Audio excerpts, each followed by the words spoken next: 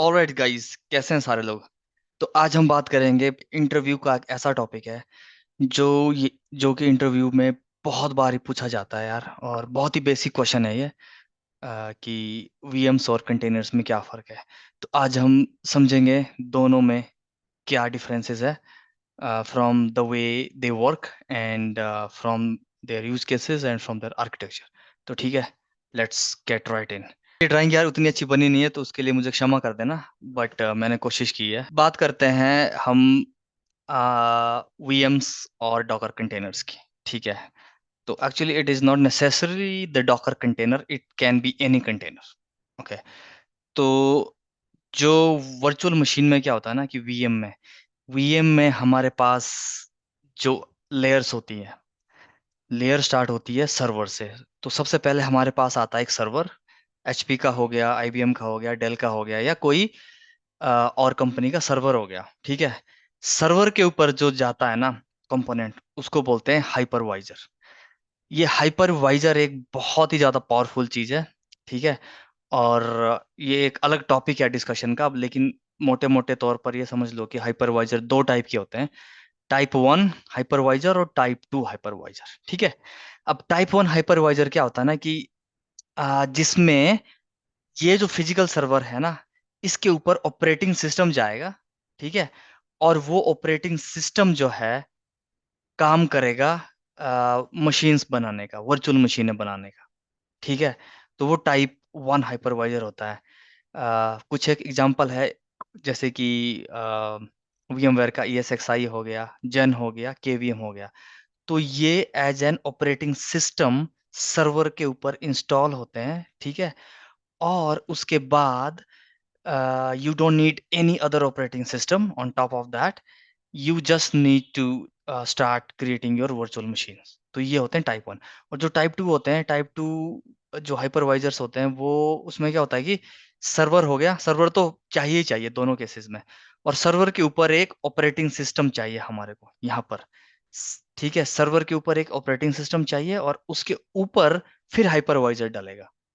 जैसे कि ओरेकल का वर्चुअल बॉक्स हो गया, तो इसमें एक लेयर और एब्स्ट्रैक्ट हो जाती है। ठीक है, तो ये टाइप वन टाइप टू हो गया। अ, तो अब हम वापस आते हैं अपने वीएम्स के ऊपर। तो वीएम्स क्या होती है कि पहले सर्वर हो गया, सर्वर के ऊपर हाइपरवाइजर हो गया, चाहे वो टाइप वन है चाहे वो टाइप टू है। ठीक है, और उसके बाद क्या होता है कि उसके बाद हम बनाते हैं वीएम उसके ऊपर। This is called a guest operating system. ये जो ऑपरेटिंग सिस्टम है, तो ये जो वर्चुअल मशीन्स यहाँ पर आपको दिख रही है, ये वर्चुअल मशीनें जो है ना, ये इनके ऊपर पूरा का पूरा ऑपरेटिंग सिस्टम डलता है। तो तो अभी आप तो अभी आप समझो बात को कि यहाँ पर सर्वर हो गया, फिर हाइपरवाइजर हो गया, उसके ऊपर जो है हम वर्चुअल मशीन्स को बनाएंगे, और उन वर्चुअल मशीन्स के अंदर जो है पूरा का पूरा ऑपरेटिंग सिस्टम होगा। ठीक है, और इनमें क्या होता है कि जो रिसोर्स एलोकेशन होगा वो होगा, वर्चुअल सीपीयू होगा, वर्चुअल मेमोरी होगा। तो वो एक्ट करेंगे इन मशीन्स के ऊपर, वो इस तरह से एक्ट करेंगे सीपीयू मेमोरी, जैसे कि वो इनके अपने हों। लेकिन वो एक्चुअली लेता कहाँ से है, इस फिजिकल सर्वर से लेता है।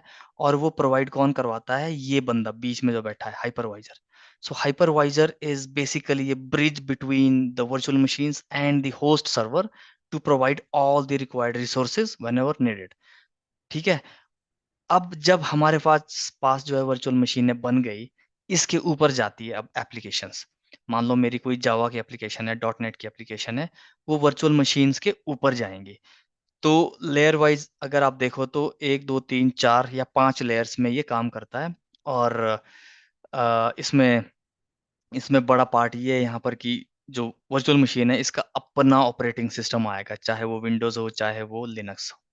ठीक है जी, ये होगी वीएम्स एट ए हाई लेवल। अब हम बात करते हैं on the other side containers के बारे में। ठीक है, तो कंटेनर्स में भी क्या है ना कि सर्वर तो चाहिए ही चाहिए, ये अंडरलाइन इंफ्रास्ट्रक्चर बोल लो इसको या सर्वर बोल लो, ये तो चाहिए ही चाहिए। और इसके ऊपर जो है ऑपरेटिंग सिस्टम डलेगा, या विंडोज डलेगा या लिनक्स डलेगा। ठीक है, अब इसके ऊपर हमको जैसे यहाँ पर हाइपरवाइजर चाहिए था ना, ठीक है, यहाँ पे हमें हाइपरवाइजर नहीं चाहिए। इसको बोलते हैं CRE, container run time engine. ये जो बंदा बैठा है यहाँ पे, तो इसके ऊपर हमें सिर्फ CRE डालना है। Docker is one of the CRE। ठीक है, अगर आपसे कोई पूछे कि डॉकर अगर आपसे कोई पूछे कि कंटेनर्स क्या सिर्फ डॉकर ही देता है, तो मेरे भाई नहीं। कंटेनर्स को प्रदान करने के लिए डॉकर एक टेक्निक है, एक टेक्नोलॉजी है, but Docker is not the only one. बहुत सारे हैं मार्केट में, जैसे कि अपाचे महसूस हो गया, एलेक्स ई हो गया। ठीक है। तो डॉकर का एग्जांपल लेके हम यहाँ चलते हैं, क्योंकि डॉकर मोस्ट पॉपुलर है मार्केट में। तो ये सर्वर हो गया यहाँ पर, और उसके ऊपर ऑपरेटिंग सिस्टम हो गया। उसके ऊपर जो है हमने सिर्फ डॉकर डाला, एक पैकेज आता है। ठीक है। उस पैकेज को हम इंस्टॉल करेंगे तो डॉकर इंजन जो है रन करने लगेगा अपने सिस्टम के ऊपर। मैं भी आपको वीएम अपनी मशीन पे दिखाऊंगा अभी। और उसके ऊपर जो है फिर हमने क्या करा, हमने सिर्फ एप्लीकेशंस डाली। कैसे डाली?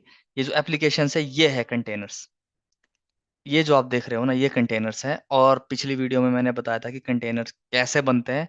ये यहाँ पर डॉकर रजिस्ट्री है, ये वाली।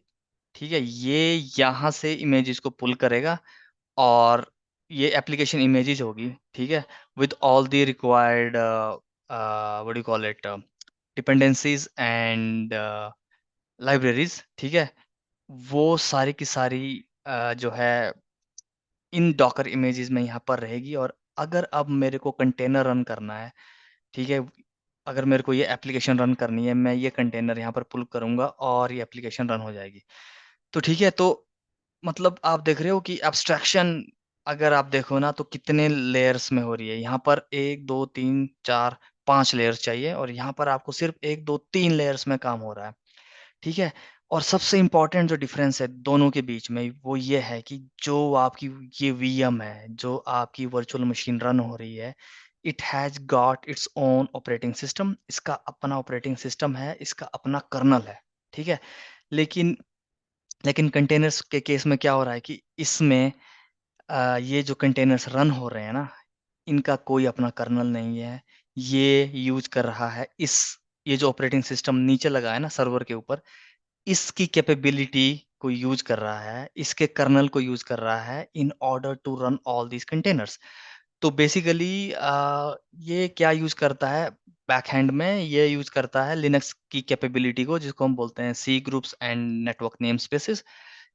डिटेल टॉपिक है, कभी बाद में बात करें। डॉकर इंजन जो है, डेमन है, ये उसको पॉसिबल करवाता है। ये एक इंटरमीडिएट है बीच में। ठीक है।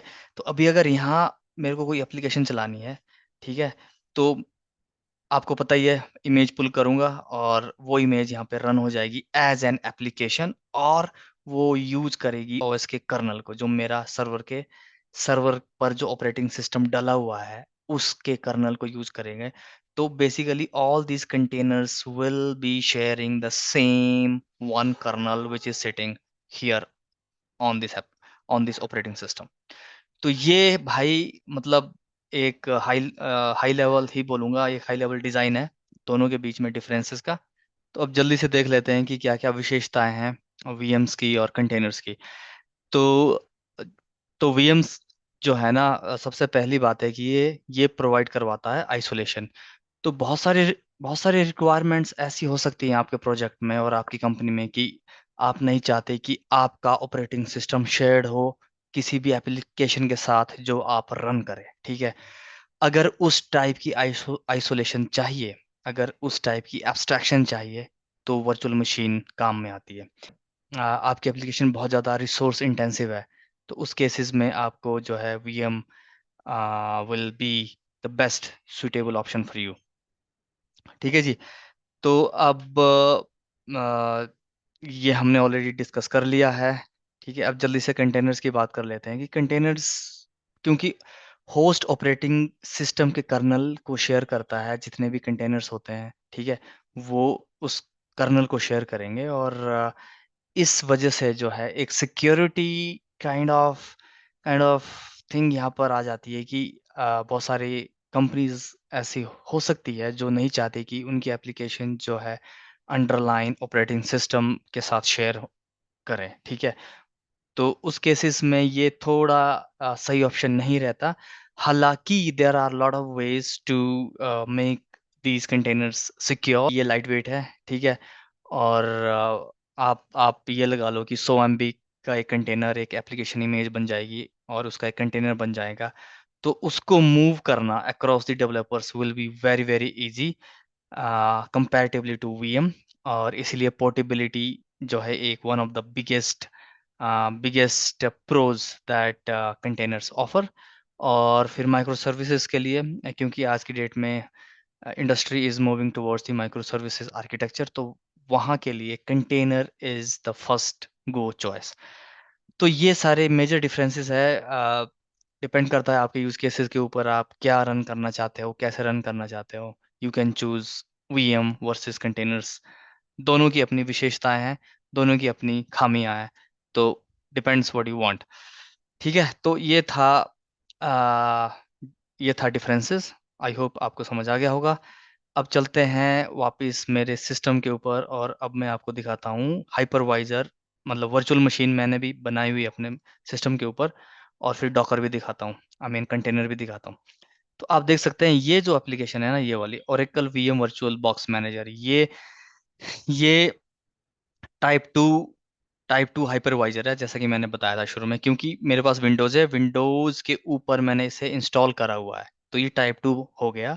और इसमें मैंने एक वर्चुअल मशीन बनाई है। आप यहाँ देख सकते हो कि यहाँ पर मैंने इसे दिए हैं रिसोर्सेज, 20 GB का वर्चुअल डिस्क दिया है। ठीक है, और इसी तरह से इसको मैंने मेमोरी और सीपीयू भी दिया हुआ है। आप देख सकते हो यहाँ पर आके, ये देखो, इसको मैंने प्रोसेसर दिए हैं 3। ठीक है, और इसको मैंने memory, where is the memory, memory मैंने इसको दिया हुआ है अप्रोक्सीमेटली 3 GB के आसपास। ठीक है, तो ये वर्चुअल मशीन है, और जिसको कि मैं यहाँ पर एक्सेस कर रहा हूँ, ये आप देख सकते हैं, ये वाली। तो ये है वर्चुअल मशीन। ठीक है, लेकिन ऑन द अदर हैंड, जो कंटेनर्स है ना, कंटेनर्स के लिए सबसे पहले तो मशीन चाहिए। जो कि ये वर्चुअल मशीन जो कि इस पे डली हुई है ना, ये वर्चुअल मशीन मेरा होस्ट रिएक्ट कर रहा है अभी। It is acting as Docker host. ठीक है, ठीक है, और इसको मैंने यहाँ पर लॉग इन करा हुआ है, आप देख सकते हो ये। और इसके ऊपर मैंने डाला है डॉकर डेमन, आप देख सकते हैं ये डॉकर है। अभी ये चल रहा है, that's why I can run Docker PS-A command. तो आप देख सकते हैं ये सारे, ये 2 कंटेनर्स यहाँ पर चल रहे हैं। ठीक है, तो मतलब आप डिफरेंस देखो कि मैंने एक वर्चुअल मशीन को डॉकर का बेस सर्वर यूज किया है, उसके ऊपर डॉकर डाला है, और उसके ऊपर मैंने ये कंटेनर्स डाले हैं। On the other hand, virtual machine में क्या है कि ये पूरा का पूरा मेरा जो लैपटॉप है वो एक इंफ्रास्ट्रक्चर या सर्वर हो गया। ठीक है, उसके ऊपर मैंने डाल दिया ओरेकल वर्चुअल बॉक्स जो कि टाइप 2 हाइपरवाइजर है, और उसके ऊपर मैंने डाल दी CentOS 9 की वर्चुअल मशीन। ठीक है, तो ये डिफरेंसेस है। आई होप आपको आपको क्लियर हो गया होगा। अगर कोई सवाल हो तो कमेंट बॉक्स में डाल देना, वहीं डिस्कस कर लेंगे। मिलूंगा मैं आपको अगली वीडियो में, तब तक के लिए बाय बाय।